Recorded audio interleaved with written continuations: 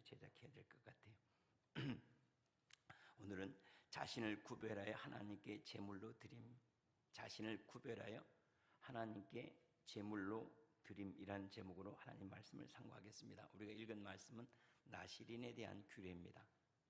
나시린은 누군가?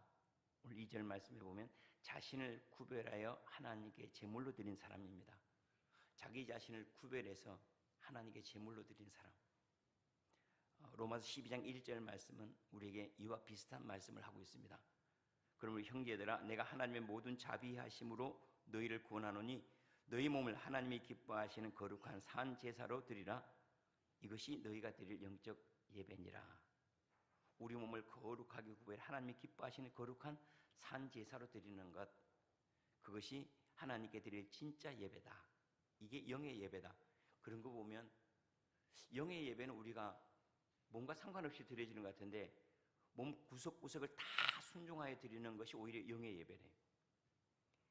참 묘하게도 이게 아이러니라고 해야 되는지 아니면 역설이라고 해야 되는지 모르겠지만은 이런 것과 같아요. 가장 영적인 사람일수록 가장 육적이에요. 성령 충만할수록 우리의 극히 적은 몸 하나라도, 행동 하나, 행동거지 하나, 언행 하나라도 주님 앞에 바르게 드리기를 원해요. 우리는 언뜻 영적이라면 몸의 어떤 구석에도 얽매이지 않고 이것은 뭐 대충 해도 상관없고 영으로만 거룩하면 될 것 같은데 그렇지 않아요. 오히려 영적으로 거룩한 사람들은 우리의 몸으로 행하는 것을 더 단정하게 합니다. 근데 우리가 주님을 사랑한다, 자유롭다 하는 사람이 오히려 자유로 종노릇 하는 거 아시죠? 나는 예수 안에서 자유롭다 해가지고 막 놀고 쾌락을 취하고 세상 밖에서 살아가면 뭐라고 해? 난 자유롭다 그래요. 근데 진짜 자유로운 사람들은 오히려 더 율법적이에요. 그러면서 그들은 그것을 기뻐하고 즐거워할 줄 압니다. 우리 예수님을 신실하게 믿는다, 또 자유를 얻었다, 평화하다 하면 할수록 우리는 더 세밀하게 주님을 순종해 나갑니다. 이게 역설이라고 하는 게 더 맞을 것 같아요.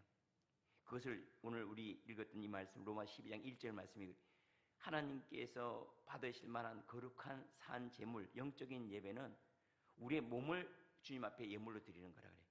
영적인 것은 영을 드려야 하잖아요. 그런데 오히려 우리의 몸을 드리는 것이 거룩한 산 제사고 우리가 드릴 영적인 예배다라고 이렇게 얘기를 합니다. 나시린 누군가?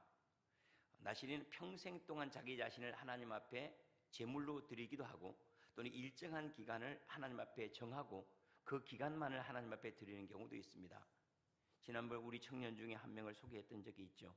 그 청년이 자기가 젊었을 때 1년은 하나님을 위해서 선교의 일만을 위해서 쓰임받기를 원한다 하는 소원이 있다는 거예요. 우리는 이단이라고 쉽게 정죄하고 그들이 헌신하는 모습을 표명하는데 우리는 그러한 모습을 갖지 못하는 경우가 종종 있습니다. 예컨대 우리 몰몬 교도들이 있잖아요. 그 사람들은 이단이죠. 그럼에도 불구하고 그 사람들 마치 우리가 젊은 사람이 군 복무하는 것처럼 그 젊은 사람들은 해외 선교를 그렇게 군 복무하는 것처럼 의무적으로 합니다. 1년이나 2년 해외 반드시 나가서 그들은 주님만을 위해서 자기 젊은 가장 왕성하고 가장 헌신하기에 깨끗한 그 그릇을 하나님 앞에 드리기 위해서 선교 일을 합니다.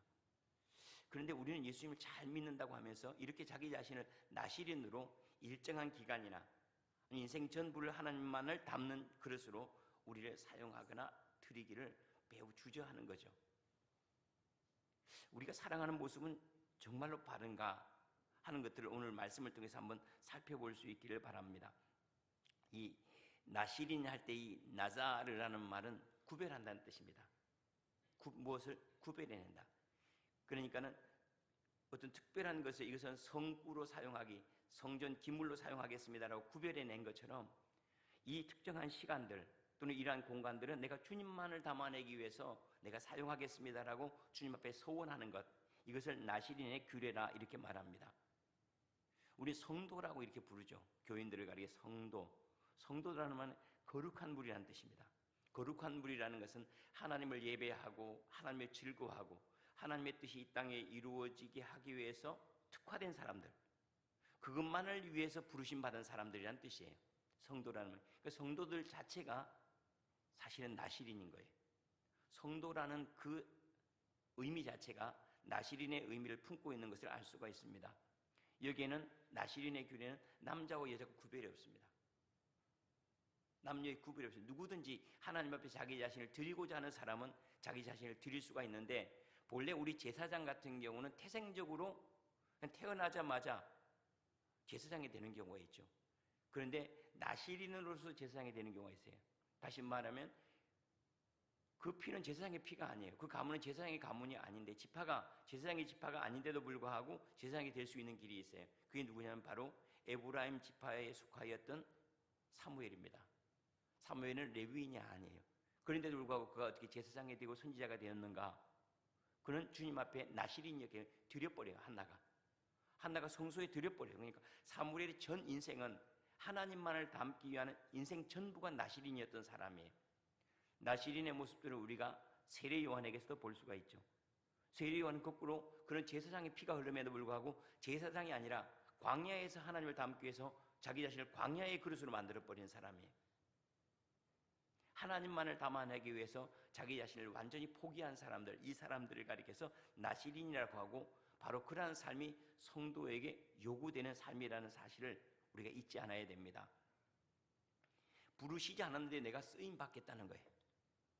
하나님께서 난 널 쓰겠다라고 지명하지 않아도 내가 내 자신을 드리겠다라고 주님 앞에 헌신하는 사람, 이런 사람 중에 신약성에 누가 나오는가 하면 삭개오 같은 사람입니다. 삭개오는 내가 오늘 내 집에 유하여야 되겠다 그랬어요. 뭐 내가 구원을 받았다 그런 말씀 안 하세요. 나는 내 집에 머물게 하고 주님께서 머무르겠다고 했는데, 예수님께서 그 집에 오시자마자 뭐라고 얘기해요? 내가 토색한 것이 있으면 4배를 갖고 내 재산의 절반을 나누어 준 다음에 토색한 것은 4배를 갖겠습니다. 이게 순서에 따라서 자기 남는 게 많아지는 경우가 있어요. 그렇죠? 절반을 나누어 주고 토색한 건 4배를 갚아버리면 남는 게 거의 없어요. 토색한 거 갚아주고 난 다음에 거기서 절반을 나누어서 조금 남는 거는 있어요. 그런데 그는 오히려 자기 남는 것이 없는 것을 선택합니다. 절반을 나눠준 다음에 토색한 거 있으면 4배를 갚겠대요. 그때 주님이 뭐라고 말씀하시는가 하면 이 집에 구원이 이르렀다 그래요. 그러니까 그 구원은 하나님께서 이 집에 이르겠다라고 하는 그 구원은 누가 선택한 거죠? 삭개오가 선택한 거예요. 삭개오가 주님 앞에 드리겠다고, 알았어, 그럼 나는 너를 구원의 도구로 사용할게 하고 주님께 받아주신 거예요. 나시린이라고 하는 사람은 하나님께 혈통적으로 제사장이 된다거나 혈통적으로 뭐 왕으로 쓰임 받나, 그건 아니라 할지라도 내가 그렇게 주님 앞에 드리겠습니다라고 하면 하나님께 그것을 위해서 내가 제사를 드리고 네 자신을 구별해라. 그럼 주께서 네 안에 하나님의 일들을 담으시겠다라고 약속하신 규례라고 할 수가 있겠습니다. 그러니까 자원하여서 하나님의 것으로 분별되어지는 것, 자기 인생을 하나님을 담기 위해서 자기 스스로 결단해가지고 내어드리는 거예요. 이것이 곧 나시린의 규례라 이렇게 말할 수가 있습니다. 목회자들 가운데도 보통 이제 부르심을 받을 때 2가지 유형인 것 같아요. 한 가지 유형은 주님께서 큰 계시를 허락하셔서 이 계시 때문에 주님의 종들이 된 사람들 있죠. 아니면 죽을 것 같아서, 아니면 병들어서, 이거 아니면 내가 갈 길이 없어서, 그래서 주님께 강권적으로 이렇게 부르셔서 주님의 종들이 된 사람들도 있습니다. 근데 한편으로는 이 길이 좋아서 간 사람들이 있어요. 하나님 부르시지 않아도 기꺼이 자기 자신을 드리겠다라고. 사실은 제가 목사가 된 이유도 여기 있습니다. 저는 목사가 된 것이 나시린의 규례와 같다고 저는 스스로 생각하고 있어요. 하나님이 저에게 큰 계시로 하늘의 문을 여시고 야 이거 가서 전해 하고 저에게 얘기하지 않았어요. 그런데 저는 제 인생을 하나님 앞에 드리고 싶었어요. 그렇게 살기를 더 원했어요. 그래서 제가 제 자원해가지고 주님 앞에 서원한 거죠. 서원해서 주님 앞에 저는 이 길 가겠습니다라고 한 거죠. 어떤 모양이든지 하나님 앞에 쓰임받는 데는 2가지 모양이 있는 것은 틀림없습니다. 근데 우리 헌신도 마찬가지입니다. 우리의 헌신도 하나님께 우리에게 요구하는 헌신이 있어요. 또 하나의 헌신은 자원하여야 하는 헌신이 있습니다. 즐겁게 헌신하니 하나님 앞에 이슬 같은 청년들이 즐겁게 헌신하는 그런 모습들, 이 모습이 하나님의 기쁨이다라고 말씀을 하시죠. 그럼 나시린으로 산다는 것은 뭔가? 그 규례를 보면 알 수가 있습니다. 나시린에게 금한 것이 있죠. 먼저는 포도주나 독주나 독주로 된 초나 포도즙이나 생포도나 건포도나 포도 씨를 얘기하는 포도씨나 포도 껍질조차도 금지했어요. 그러니까 포자만 들어가도 안 되는 거예요. 이거는. 그죠? 포자만 들어가도 안 되는 거예요. 그러니까 포도주와 관련된 모든 걸 다 금했습니다. 이게 뭐냐면은 포도주는 희락입니다. 즐거움입니다. 세상의 쾌락을 포기해버리는 거예요. 나시린이라고는 나는 이제는 세상으로 즐거움을 삼지 않고 오직 신랑이신 그리스도로 또 하나님으로만 내가 기쁨을 삼겠습니다 라고 고백하는 거예요. 그것이 나시린의 삶이에요. 세상에 어떤 것을 취하고 어떤 것을 이루었고 내 뜻이 이루어지고 나는 이것이 나의 기쁨이 아닙니다. 나의 기쁨은 그리스도를 담고 하나님의 뜻이 이루어지는 전적인 도구로 이것으로 내 즐거움을 삼겠습니다라고 내어드리는 삶, 이것이 성도의 삶이에요. 세상에 어떤 것이 이루어지는 것이 아니라 하나님의 일들이 이루어지는 것으로 난 즐거워하겠고, 나는 많아지는 것이 예수로 인하여 기뻐하겠고, 깊어지는 것이 천국의 기쁨임, 천국에 대한 믿음, 이것으로 내가 즐거워하겠습니다라는 그러한 고백으로 살아가는 사람들, 이 사람들을 성도라고 하겠죠. 두 번째로 또 금한 것이 있습니다. 삭도를 금해라.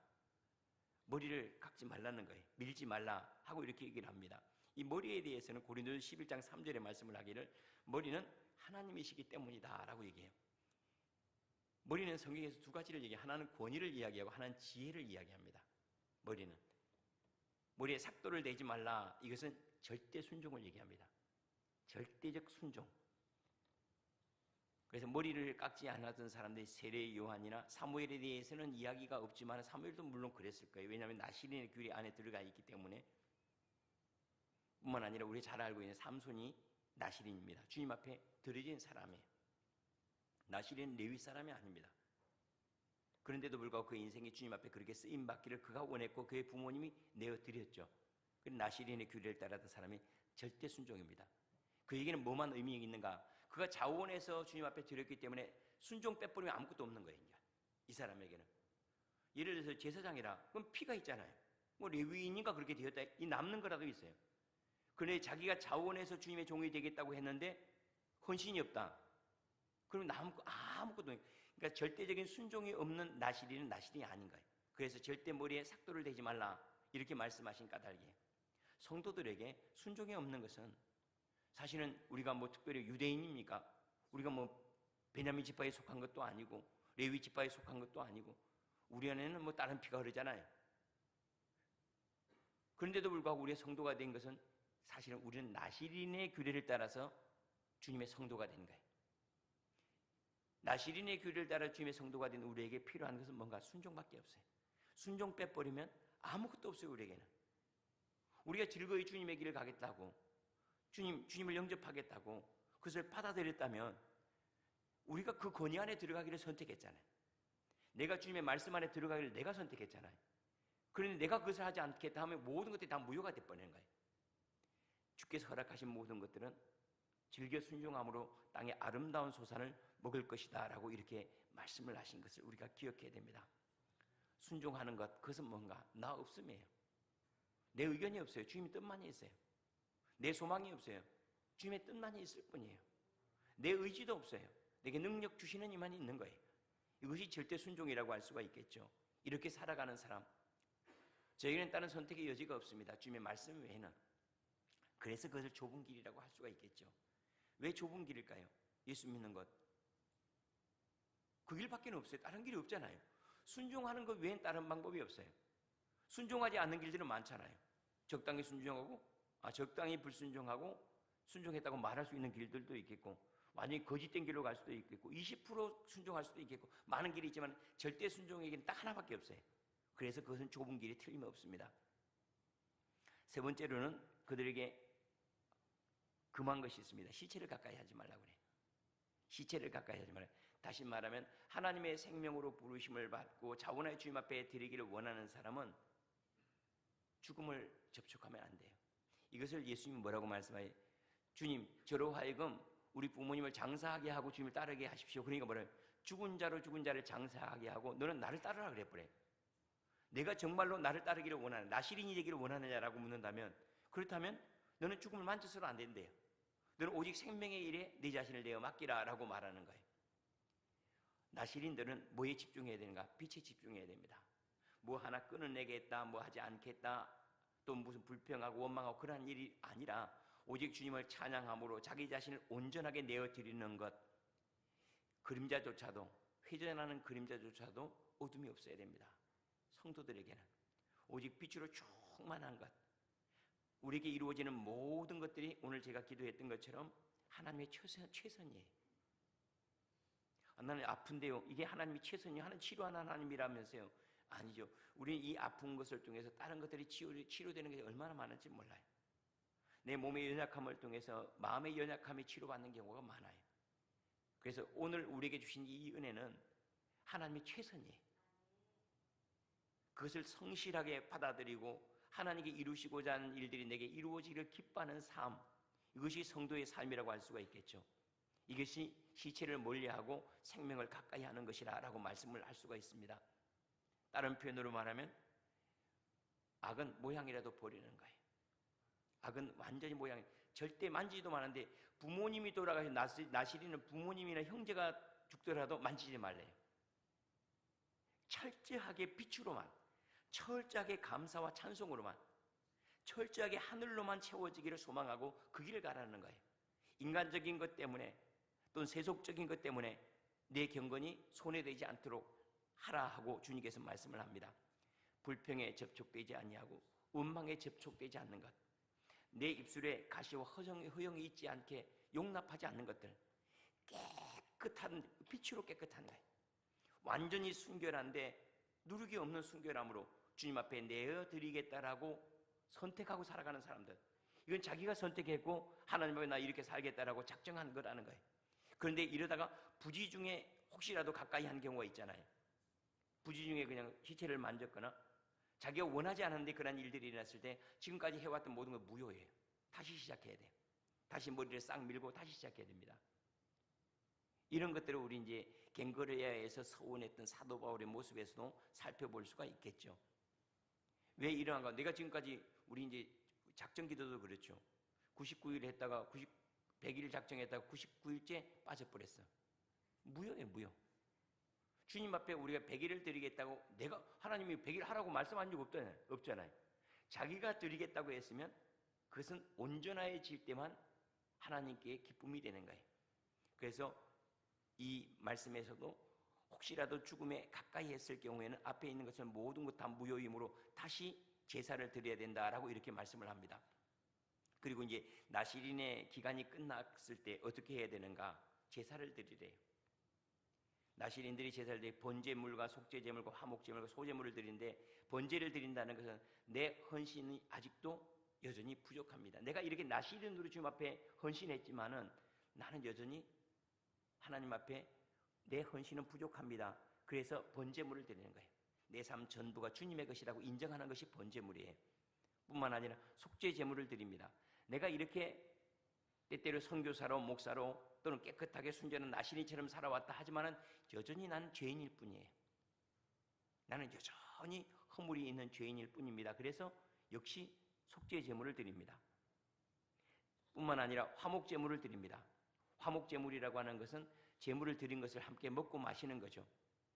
다른 표현으로 말하면 내가 주님 앞에 나시린으로 살아가는데 주님의 공급하심이 없으면 나는 그렇게 살아갈 수가 없습니다.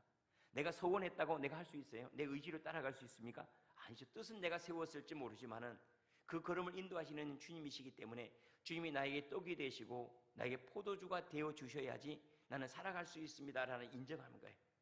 그러니까 나시린이라고 하는 처음부터 끝까지 나는 뜻을 하나님께 두었고 모든 것들은 주께서 이루어 가심으로 나는 주님으로 즐거움을 삼고 주님으로 내 머리를 삼고, 이게 절대 순종이에요. 주님으로 내 머리를 삼고 그 주님의 생명으로 충만하게 살아가는 존재입니다라고 그렇게 선택하고 살아가는 사람들이라고 할 수가 있겠죠. 아니 그런 사람들이 누굽니까? 우리예요. 성도로 내가 그리스도인이 된다는 것은 나시린으로 살아가게 선택했다는 거예요. 그리고 마지막으로는 소제물을 드립니다. 소제물이라고 하는 것은 다 태워서 드리는 거예요. 이게 뭐냐면 자기 자신을 부인하는 거예요. 완전히 부셔가지고, 소제물이라고 가루를 내가지고 드린다는 뜻이에요. 가루를 완전히 내서, 그러니까는 뭉친 게 없어요. 전부 다 불어헤쳐서 찾으려고 찾을 수가 없는 거예요. 성분을. 내가 없어진 사람들, 완전히 내 자아가 깨져서 파쇄돼가지고 가루와 같이 자기 자신을 완전히 내려놓고 주님을 따르는 삶, 이것이 곧 나시린의 삶이라는 것을 우리가 알 수가 있습니다. 이 나시린들은 왜 필요한가? 제사장의 결핍을 대신하기 위해서예요. 다시 말하면 우리가 잘 알고 있는 엘리 제사장이 그때 귀가 멀고 또 눈이 멀어요. 이게 단순히 육체적인 귀와 육체적인 눈이 아니에요. 사실은 사무엘이 음성을 듣기 전에 엘리 제사장이 먼저 들을 수 있어야 하잖아요. 그건 대제사장인데. 근데 그가 주님의 음성을 못 들어요. 누가 듣죠? 사무엘이 들어요. 이처럼 제사장의 그 부족한 부분을 채워주기 위해서 하나님께서 택하여서 하나님을 담는 그릇으로 사용한 사람, 이 사람이 곧 나실인입니다. 제사장의 부족한 부분을 채워가는 것들, 모자란 부분을 채워가는 것들, 교회의 부족한 부분들 대신 채워가는 사람, 그 사람을 통해 대신 채워가요. 알지 못하는 것들을, 보지 못하는 계시나 알지 못하는 예언들이나 그들이 채워지게 하기 위해서 주님께서 택한 사람들, 이 사람들을 나실인이라 할 수가 있겠죠. 자, 이제 말씀을 마무리하겠습니다. 구별된 사람들, 성도예요. 성도라는 말이 거룩할 성자 아닙니까? 이 거룩하다는 말이 구별된다는 뜻이에요. 이 나사르라는 말도 구별한다는 뜻입니다. 뭘 위해서 구별하는가? 내 시간과 내 인생을 주님만을 담기 위해서. 그래, 주님으로 즐거워하고 주님으로 절대, 주님 말씀을 절대 순종하고 그리고 주님으로 기쁨을 삼는 그러한 삶, 이것이 성도의 삶입니다. 이렇게 다 살았다 하더라도 여전히 나는 죄인일 뿐입니다. 여전히 내 헌신은 부족하고 그리고 나는 여전히 내 자신을 부인하고 주님을 따를 뿐만 아니라 주님이 주시는 만큼밖에 순종하지 못합니다. 나는 주님을 먹어야지 주님을 살 수가 있고 주님을 마셔야지 주님을 순종할 수 있습니다라고 끊임없이 우리 주님을 요구하고 살아가는 그런 삶의 은혜가 저와 여러분이 있기를 원합니다. 그래서 기도할 것들은 점점 더 많아지는 것. 주님이 주셔야 살 수 있으니까요. 주님이 말씀하셔야 순종할 수 있으니까 점점 더 요구하는 것이 많아져요. 주님 어떻게 할까요? 주님 어떻게 하는 게 좋겠습니까? 이거 좋지 않습니까? 한번 쳐다보세요. 한번 바라보세요. 하고 함께하는 시간들과 함께하는 상황들이 점점 많아져서 모든 것들을 혼자 하는 것이 아니라 그리스도와 함께한다면 이것이 생명의 연합이라고 할 수가 있겠죠. 온전한 연합. 나는 혼자 사는 것이 아니에요. 내 안에 그리스도께서 사시는 겁니다. 나와 그리스도가 이제는 다르지 않습니다.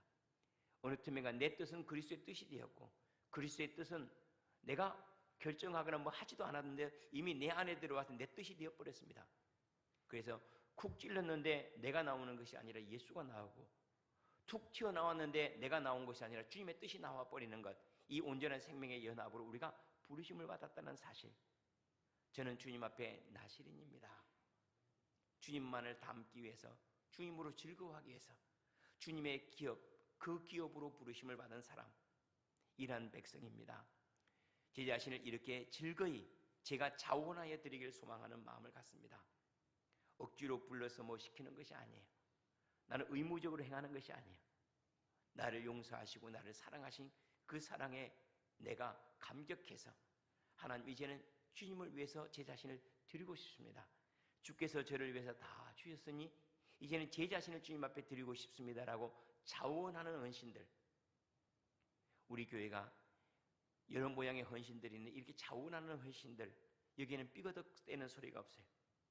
자원하지 않거나 또는 자기 자신을 드러내기, 그리스도를 닮지 아니하고 자기를 드러내려고 하는 데는 늘 철 연장 소리가 들립니다. 공사할 때 막 연장 소리가 들리는 것처럼 일할 때 불평이 나오고 원망이 나오고 삐거덕대는 불화하는 소리가 나오는데, 자원하여 주님 앞에 드린 사람들은 이런 소리가 나지 않아요.